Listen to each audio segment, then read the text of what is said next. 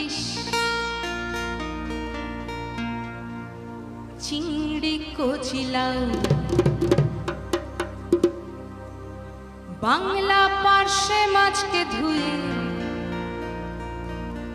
জিরের বাটায় দাও। বাংলায় আমার সর্ষে ইলিশ